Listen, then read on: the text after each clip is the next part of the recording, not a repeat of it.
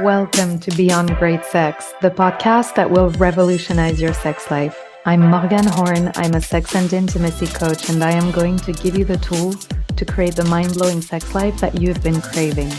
When you apply the teachings from this podcast, you will drop the shame, limiting beliefs, and everything else that has been keeping you from enjoying the intimacy that you were designed to experience. Instead, you will unleash your unlimited potential, sexual and beyond. When you work with me, great sex is only the beginning. We're going beyond. Hey, lovelies. How have you been? It's been such a long time. I'm so happy to be back with you today to record another episode. And today's topic is really fun. We're going to talk about initiating sex. But before we dive in, I just wanted to quickly let you know of some good news that I have. I have put together a free course for you on desire and how to create lasting passion in your relationship. Now, this short course is for you if any of the following resonates. You're single or in a relationship and you have little or no desire for sex, and this lack of sex drive is bothering you. Or you're in a relationship and at the beginning you felt a lot of sexual desire for your partner, but over time that desire became less and less, and you want to know how to want your partner again. This course is also for you if you and your partner seem to experience different levels of sexual desire and you'd like to know how to bridge that gap, or if you just want to learn more about desire and how it works and you're just curious. So I will put the link to the free course on the episode summary, but you can access it on my website, and that's www.morganhorn.com/access turned on. So the course is called Turned On. I should have probably mentioned that at the start.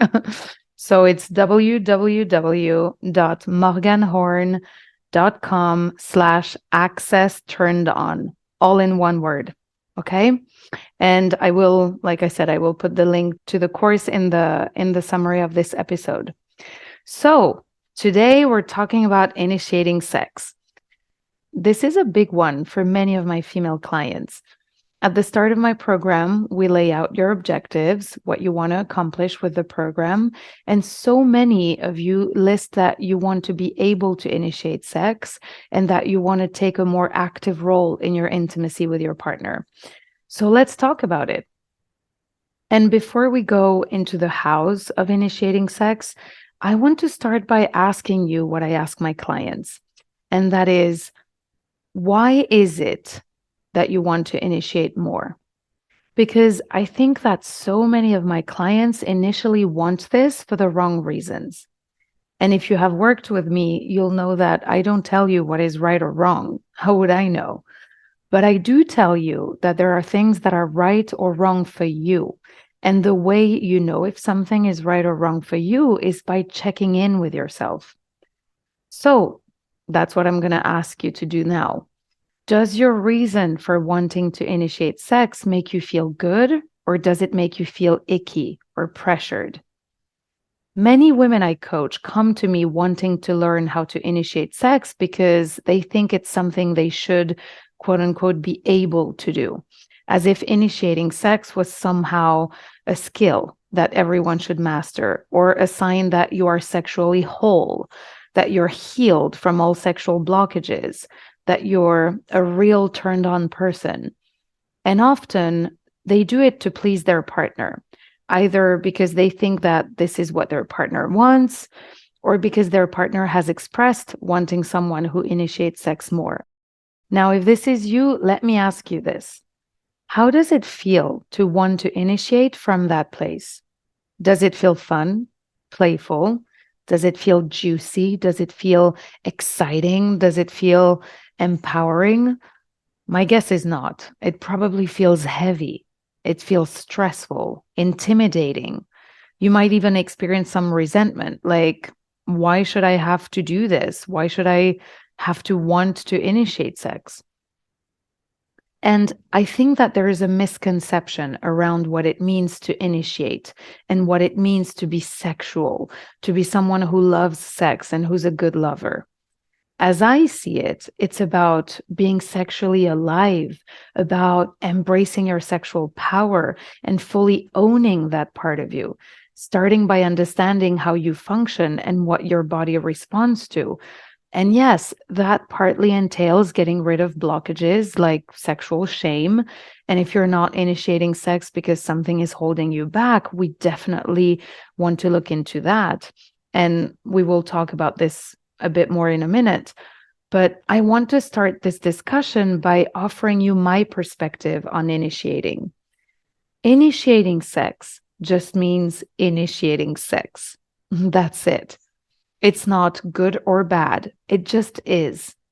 Initiating sex does not have to carry any meaning, like initiating sex means you're good in bed or a real turned on woman, a sexual goddess. Just like not initiating sex does not have to mean that you're a lousy lover, that you're broken or less than. Initiating sex is a neutral action you take. It's a circumstance. It just means you wanted to have sex and you went for it. Like you would go to the fridge if you were hungry, or you would go to bed if you were feeling tired. You don't get a gold star for that, do you? Oh, what a wonderful eater you are. Oh my God, you're the best sleeper I've ever met. No, right? So, my question to you is, from the perspective that initiating sex just means initiating sex and it's not good or bad, does it still feel important to you? Do you still feel like it's something you want to do more? And why? I just want you to check in with yourself, and I want you to love your reasons for wanting to initiate. A good reason for you will feel good. For example, it will be because you think it's exciting, because it gets you in a playful energy, because it makes you feel powerful, because you enjoy being that hands-on person who takes charge and goes after what she wants, because you feel turned on and sexually alive when in that energy. But if this is just the next thing you use to beat yourself up for being inadequate and not good enough, babe, let's do some coaching on this, shall we? Your reason for doing anything in life should not feel heavy and wear you down, okay? Now, let's talk about partners asking for it, because I see this dynamic a lot, especially among heterosexual couples. Many women tell me that their male partners ask them to initiate sex more. And here again, nothing wrong with wanting a partner who initiates sex.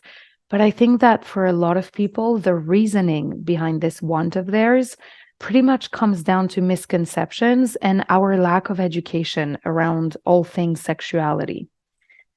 You know, I've talked about desire and how it works on multiple occasions. I've even made episodes just about desire. But in a nutshell, scientific studies have shown that a majority of men experience spontaneous desire. That means that little sexual stimuli is needed for them to want sex. It just happens spontaneously. And many women, on the other hand, report experiencing responsive desire, which requires more stimulation. Their desire is called responsive because it responds to something, right? And generally, that something is pleasure. So they will start to feel desire when intimacy has already started. For example, while making out. The pleasure of making out will lead to arousal, and only then do they think, I want to have sex. Now, what often happens in relationships where one partner experiences spontaneous desire and the other partner responsive desire, and just to keep scenarios simple, we'll talk about men for spontaneous desire and women for responsive. But I want to make clear that this is not always the case. Some men experience responsive desire, some women experience spontaneous desire. A lot has to do with context as well. And I'll tell you more about this in a second. And this dynamic also impacts homosexual couples. you can experience either type of desire, spontaneous, responsive, regardless of your gender. But because statistically spontaneous affects more men and responsive more women, I'll just refer to it that way to make my life easier today. Okay. So, as I was saying, what I often observe in relationships where one partner experiences spontaneous desire and the other partner responsive desire is that the partner who experiences spontaneous desire will often feel rejected because he's often, if not always, the one initiating sex. And when he does, his partner doesn't always reciprocate or even often turns him down. Of course, not knowing about the different expressions of desire, he will think that his partner is rejecting him specifically. He doesn't know that at that moment, what she's rejecting is the idea of sex because her desire has not yet been stimulated enough. And so, to avoid rejection, he's going to stop initiating and will ask her to initiate when she feels like having sex. The problem being that if she doesn't know how to stimulate her own desire, they'll end up in a dead end. And as time passes, this dynamic will reinforce his feeling of rejection, and she'll start feeling rejected too, because he no longer shows her a sign that he wants her. And sometimes this happens for so long, like several years, that they don't know how to find each other again. It becomes too awkward, too complicated. It feels unattainable, right? Another sort of thought error I see is when the partner with spontaneous desire associates wanting with initiating. So if his wife doesn't initiate, that must mean she doesn't want sex or has a lower sex drive than he does, which is not always accurate.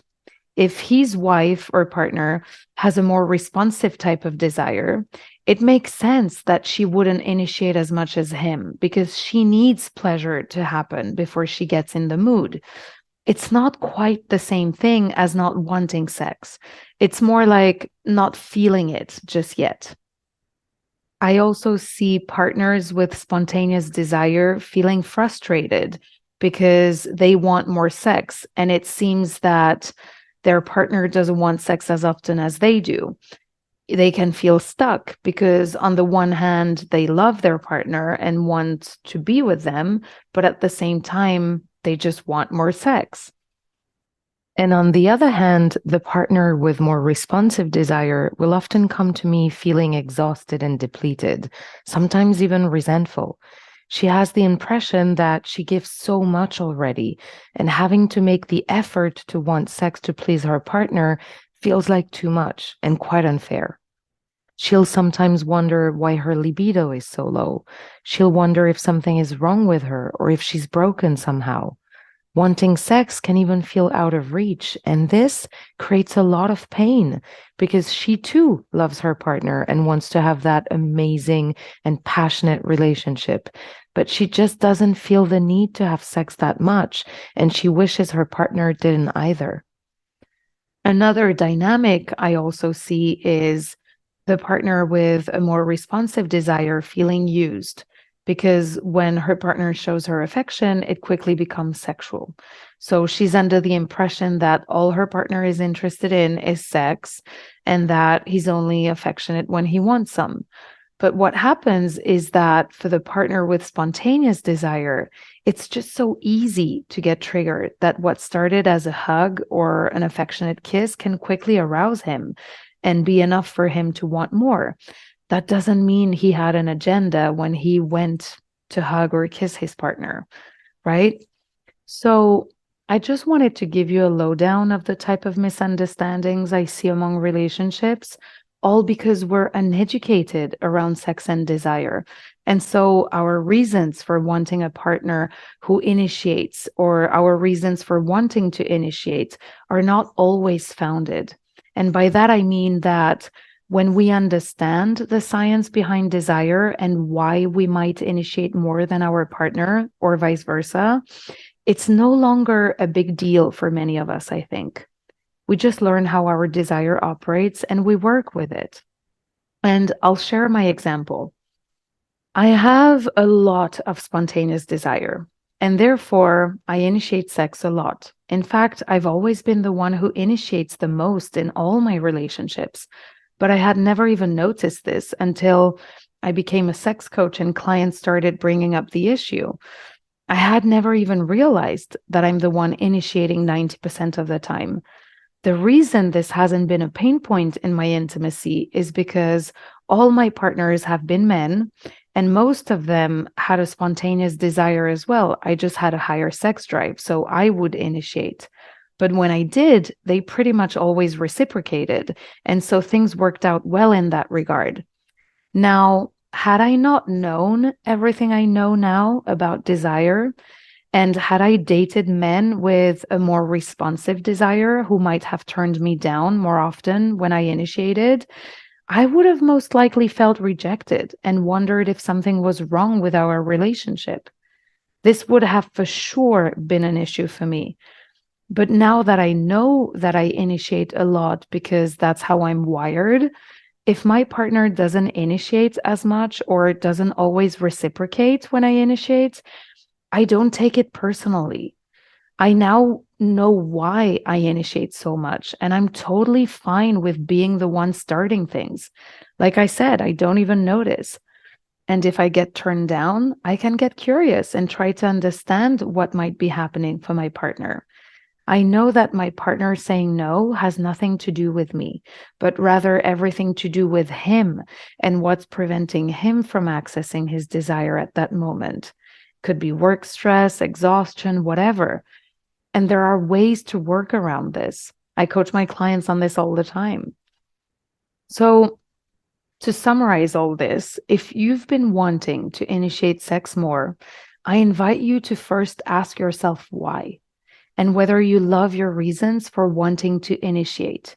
Do they feel good? Now that you know what you know about initiating sex and why in relationships there is often a partner who initiates more, is it still a big deal for you? If your partner is the one initiating most of the time and they have expressed wanting you to initiate more, share with them what you have learned today. Chances are they don't know why you don't initiate sex, and they have been misinterpreting your quote unquote lack of initiative. Okay, now that we have covered the basics and we know why we initiate or we don't, let's get into the hows. How can we initiate more? Honestly, you don't need my help on the logistics of initiating sex. Initiating is not complicated. I will give you practical tips, I promise, but what you're really asking help with is this. If you're in a relationship where your partner has a more responsive desire than yours, and you tend to be the one initiating, your partner has likely been turning you down more often than you'd like, and you want to know what you can do to get them to say yes more often. And if you're in a relationship where your partner has a more spontaneous desire than yours, they have been initiating sex more often than you. And what you'd like to know is how you can get in the mood for sex more often so that you can be the one to initiate as well and not always wait for your partner to start things so you can get in the mood. Now, if you're the former, my answer to you is going to be a short one. It is not your job to get your partner in the mood. Sure, you can create an environment that will help your partner ease into things. Once you understand how your partner's desire works and what pushes their gas pedal and makes them want sex, you can start to speak their language. Of course, I encourage you to be an attentive lover who cares about their partner's well-being and loves giving them pleasure. But ultimately, you could be doing all the right things and pushing all the right buttons, and your partner might still be a no. That's because desire is an emotion we feel and that is caused by our thoughts. And you are not in control of your partner's brain. You can only be responsible for your desire, and your partner is responsible for theirs. They have to first understand what turns them on, what turns them off, and only then will they be able to create more desire for themselves. Now, if you're the latter and have been wanting to initiate sex more, let's get down to business. Like I said, I don't think you need help with the house so much. And to be honest, initiating is less about what you do and more about the intention, the energy behind what you do. To give you an example, I was talking to a client recently who did a boob dance for her husband. Had she danced naked with the intention to be goofy, to be silly, to be funny, this wouldn't qualify as initiating, would it? But doing a boob dance with the intention to arouse your partner, looking into their eyes with that, I want you kind of look, your body moving with sensuality, showing them that you want them, that's totally initiating. You could be eating a spoon of Nutella and call it initiating with the right look on your face. Initiating really is about showing your partner that you want them. That's it. Now, you can do this in so many ways, and here goes the practical examples. Sexting during the day, telling your partner all the things you are going to do to them, or all the things you want them to do to you, flirting with them and telling them how sexy they look, kissing them with passion, touching them the way you know they like to be touched, grabbing their hand and touching yourself with it, giving them a massage, planning a fun date, sending them a calendar invite with fire emojis and aubergines and peaches or whatever body parts you want to include there. Honestly, there are millions of ways you can go about this. What I would advise you to do, though, is to speak their language, to speak your partner's language. For instance, if you know that your partner loves a clean house, maybe start by cleaning the house and showing them that you care before anything else. Like I often say, intimacy starts way outside of the bedroom, and initiating can include non-sexual actions and behaviors.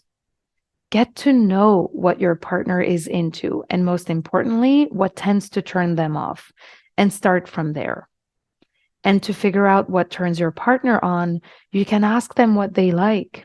If they don't know what they like, you can explore this together, and you'll both see pretty quickly what seems to work or not. There was a study on initiation styles conducted in 2021 by Dr. Petra Zebrov. I haven't read the study, but it was basically a questionnaire to assess people's preference for how intimacy is started by a partner.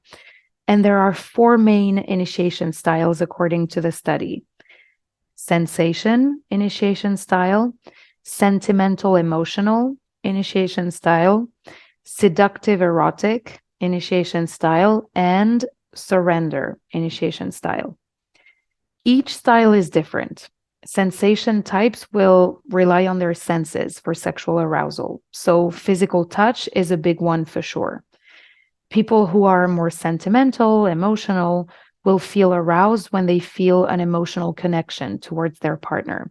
So gestures that build on the connection and the romance of the relationship will be a turn on for them.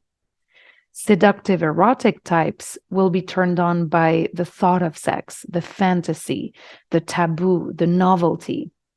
And people who like to surrender will be aroused by a partner who takes charge that way, in an environment where they feel they can fully let go and surrender.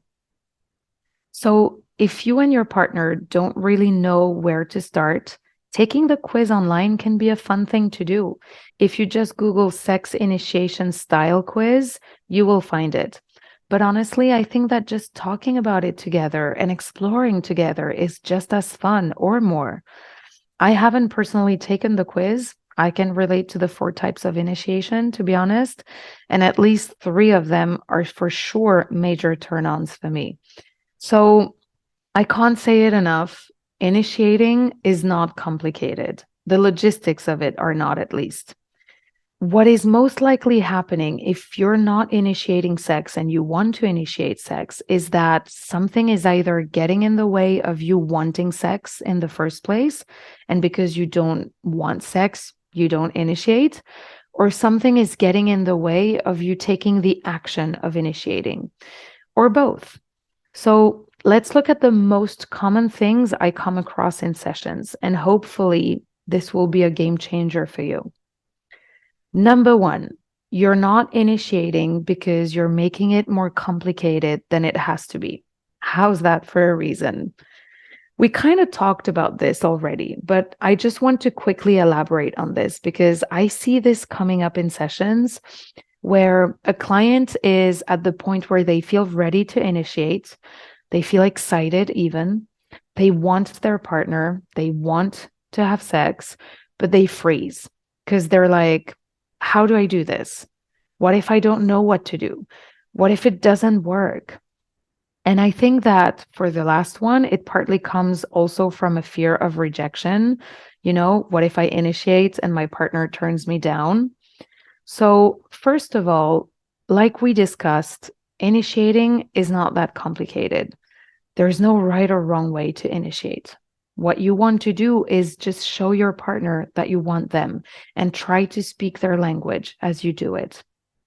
You also want to keep in mind that you're coming at it from your brain, not your partner's brain. If your partner has been the one initiating, they likely have a more spontaneous desire than yours. It may have been difficult for you to get in the mood, but it might be very easy for your partner. You don't need to over-engineer this. If your partner is a spontaneous desire type of person, it will be pretty easy to get them going. Now, about the fear of being rejected, if your partner has been the one initiating most of the time, chances are you have turned them down before, right? Would you say that you rejected them, that you didn't want them, that this was about them? No, right?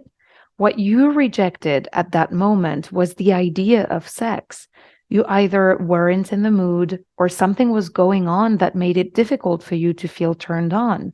But this was totally about you, not them. So if you've been contemplating initiating sex but are not doing it because you're afraid that your partner might say no, just remember that them saying no is about them, not you. They are not rejecting you. If you offered to make your partner a cup of coffee and they said, no thanks, I'm sure you'd be fine. You'd understand that they just don't feel like having coffee right at that moment. And I don't think you would feel like they are rejecting your coffee because your coffee is undesirable, right? You wouldn't think it's the end of your relationship.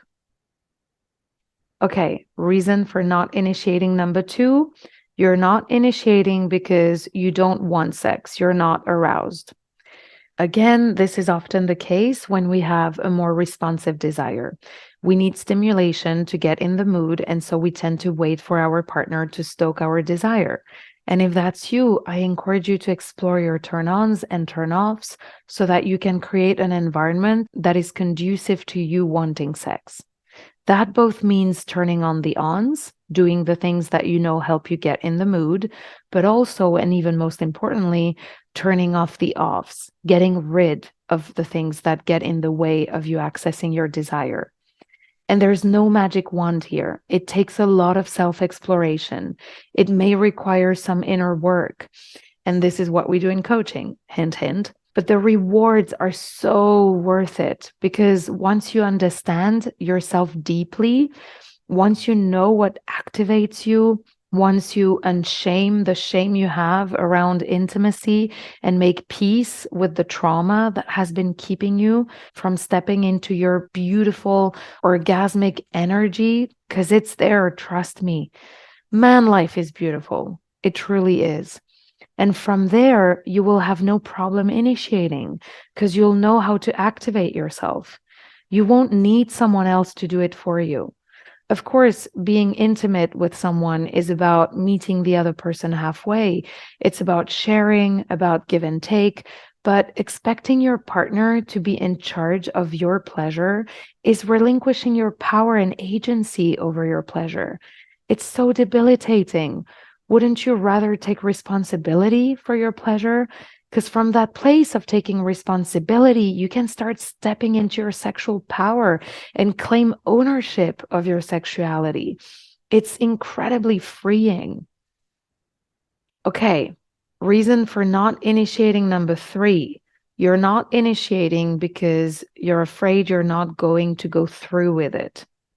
Again, this is often the case of people with a more responsive desire. Part of you wants to initiate, but then you start worrying whether you will actually be aroused enough to go all the way. You're afraid to start something and then turn down your partner last minute.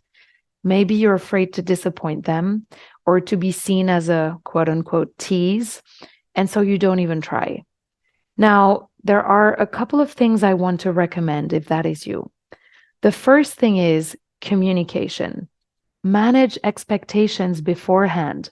Why not tell your partner, babe, I want to try something new here, but I'm not sure how this is going to go. Are you up for it? Take the pressure off. Make it playful. I'm sure your partner will be thrilled to know that you are thinking of them that way, that you do want and desire them, but that you're still figuring out the engineering on your end. The second thing I want to say about this is you don't have to be in charge all the way if that is an apprehension of yours. Initiating is just about showing your partner that you want them in whatever shape or form. Once you show them that you want them, they will likely take over, especially if your partner tends to have a more spontaneous desire. So again, if you're afraid you won't be aroused enough to follow through, what if all you need to do is show your partner that you're interested and then allow them to help you get fully there? Showing them that you want them will likely be a major turn on for them and a game changer in your relationship. But you don't have to reverse roles completely. And the last thing I want to recommend, if you're afraid to initiate and then not be aroused enough to follow through, is to get to know yourself enough that you can tell the difference between when it's a hell no and when it's a maybe. Check in with your body beforehand. What is your emotional and physical state?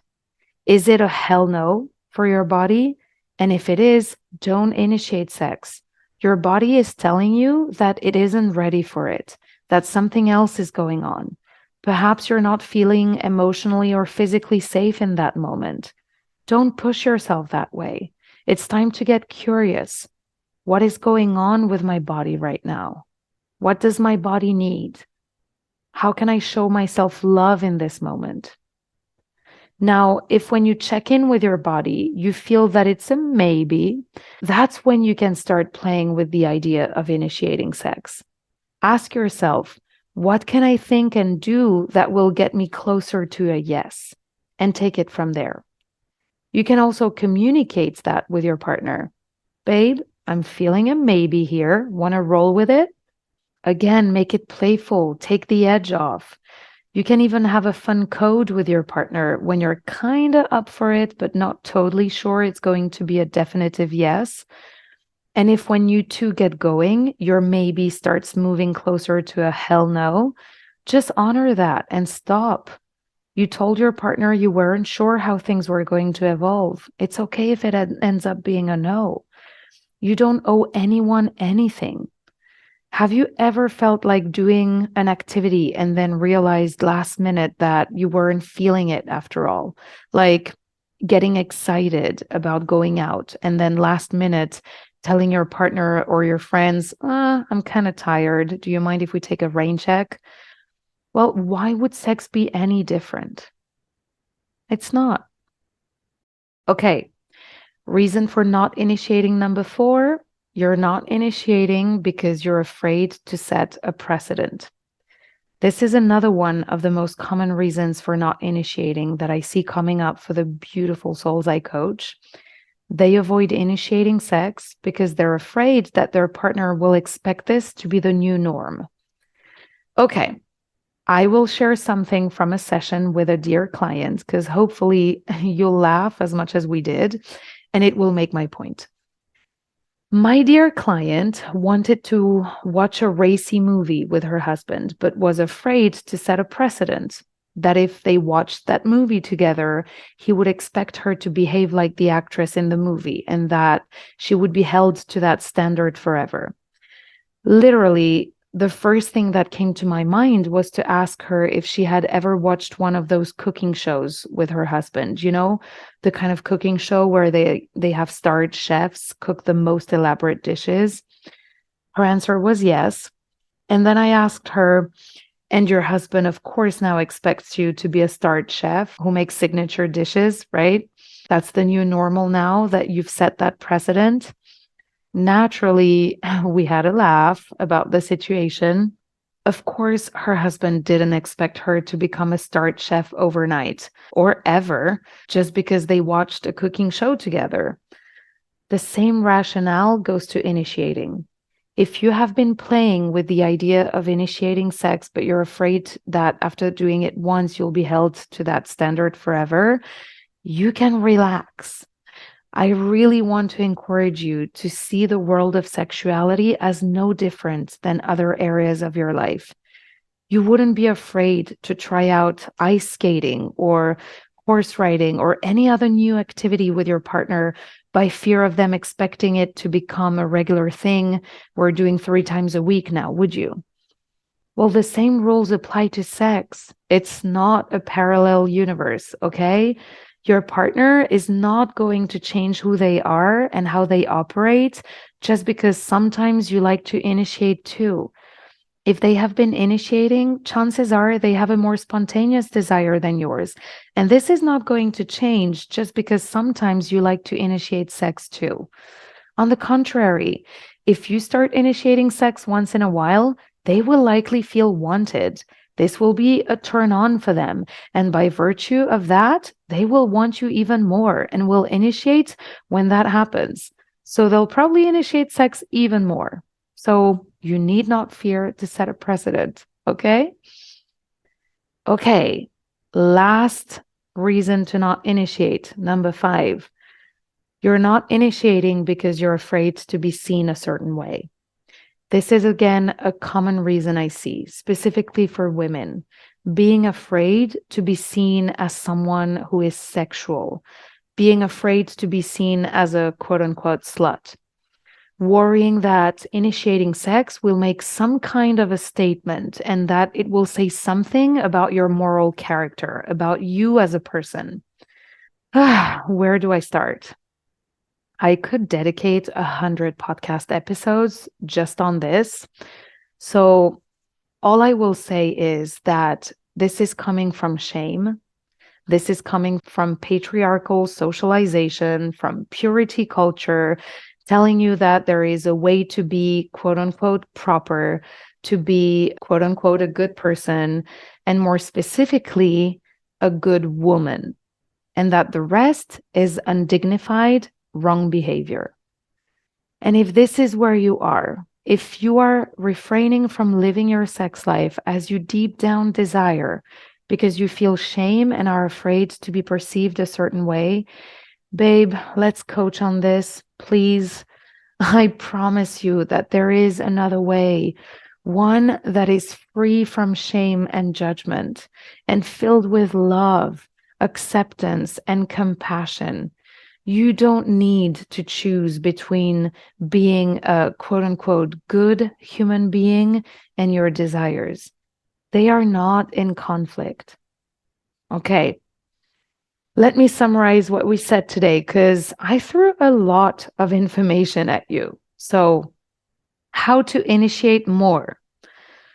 First of all, number 1, you want to make sure you love your reasons for wanting to initiate sex. If you're doing it because you think it would be fun, because it turns you on, because it makes you feel powerful and alive, because you want to surprise your partner, because you love the idea of turning them on, because you want to spice up your sex life, because you're excited about trying new things, or any other reason that feels good to you, I say yes, go for it, baby.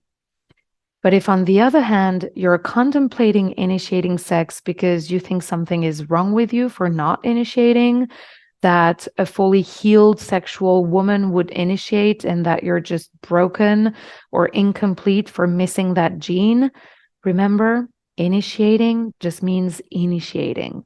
It means I want to have sex with my partner, And so I let my partner know that I want them. That's it.